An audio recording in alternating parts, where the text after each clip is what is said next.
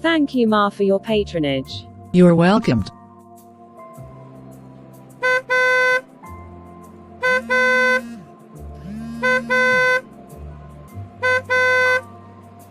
Hello. I've been horning for you. Look by the right, you will see where my car is parked. I hope Dr. Ike is doing great. He traveled for a conference of engineers, where he will be presenting some findings from his recent research, and I just dropped him off at the airport to catch his flight, and was on my way home, when I sighted you. NK. Yes. I often wonder how, in the midst of your busy schedule, you and your husband got to know the scriptures so much. Tell me, how did you come across all this knowledge? Ha, ha, ha. Uncle Stephen. Who is that? He was my childhood Sunday school teacher.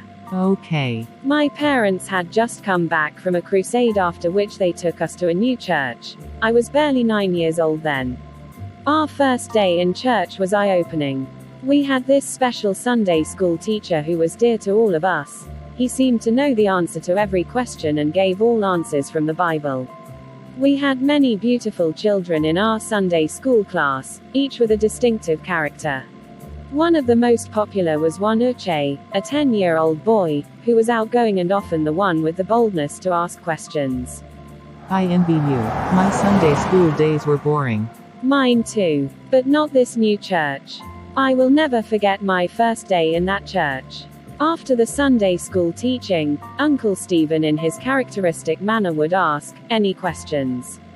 We all surely had questions. I did, but it was my first day and things were very different in this church. Their songs, how they prayed, everything was different, so I needed time to study and understand my new environment. I looked around. No one made a move for a while after Uncle Stephen said, "Any questions?" There were a few seconds of silence, but that was broken by a sharp voice that said, "I have a question." Who was that? It was Uche. Uche raised his hand and asked the Sunday school teacher, "Uncle Stephen, please sir. Who did Cain get married to?" Since there were no other families on earth beside those from Adam and Eve and only 2 sons were mentioned. He sure could not have married his sister, if he had any, which would be incest. This was the question in everyone's mind after we had the Sunday school lesson of that day on the story of creation. Uche was the one bold enough to ask, and he spoke our minds. He was really bold. I would have asked the same question. How did Uncle Stephen respond? Uncle Stephen smiled, he was unruffled, and then he said, "That was a beautiful question."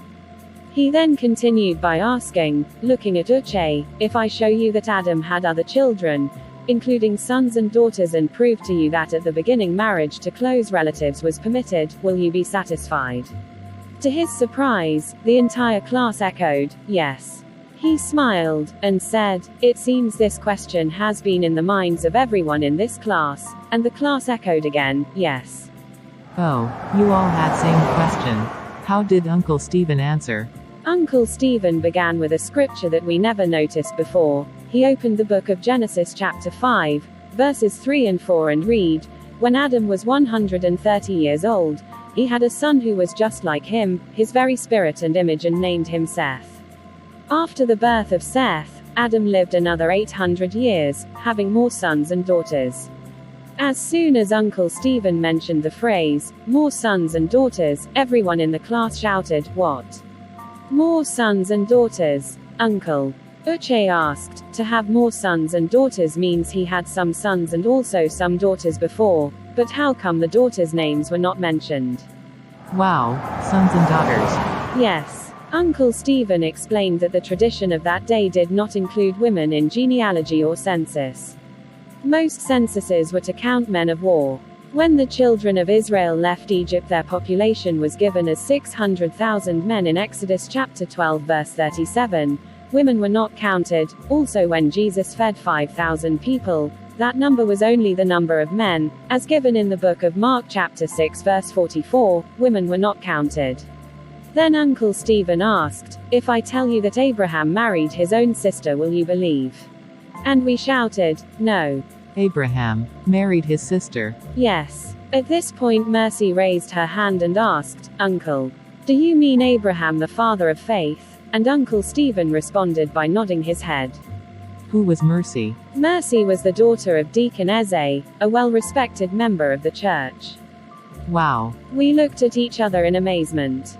He then opened to Genesis chapter 20, verses 11 and 12. Abraham said, "I just assumed that there was no fear of God in this place and that they'd kill me to get my wife. Besides, the truth is that she is my half-sister. She's my father's daughter but not my mother's." Wow, I've never read that scripture before. Uncle Stephen was not done with us yet. He then opened to Exodus chapter 6, verses 19 and 20, the sons of Merari, Mali and Mushi. These are the sons of Levi in the order of their birth. Amram married his aunt Jochebed and she had Aaron and Moses. Amram lived to be 137 years old. This is how Sunday school should be. Exciting and full of answers. I agree with you. I never knew that the father of Moses married his aunt, and that was several years after Adam, and they could still marry close relatives. So Moses's mom was also his grandaunt. Wow. Please, what happened next? Uche quickly asked Uncle Stephen, "So I can marry my cousin?" "No, Uche," Uncle Stephen responded. "This was permitted until God gave them a law forbidding it." Leviticus chapter 18 verses 6 says, "You must never have sexual relations with a close relative, for I am the Lord." It was viewed so seriously by God that in Leviticus chapter 20 verses 14 it says, "If a man marries both a woman and her mother, he has committed a wicked act. The man and both women must be burned to death to wipe out such wickedness from among you." Wow, that's a capital offense to God, for it to be punishable by death. But we don't have such punishment today in most nations. Yes. We may not have such severe punishments today in the society, but the act is still forbidden by God. Finally, Uncle Stephen read from Ephesians chapter 5 verse 3, which says, "But sexual immorality and all impurity or covetousness must not even be named among you, as is proper among saints."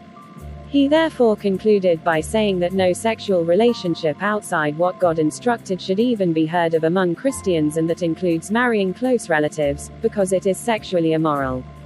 Wow, what detailed answer with scriptural backing. Exactly. With that we were convinced that Cain must have taken one of his sisters as wife, since this was permitted in the beginning.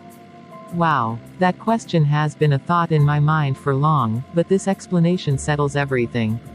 Thank you so much for sharing. The pleasure is all mine.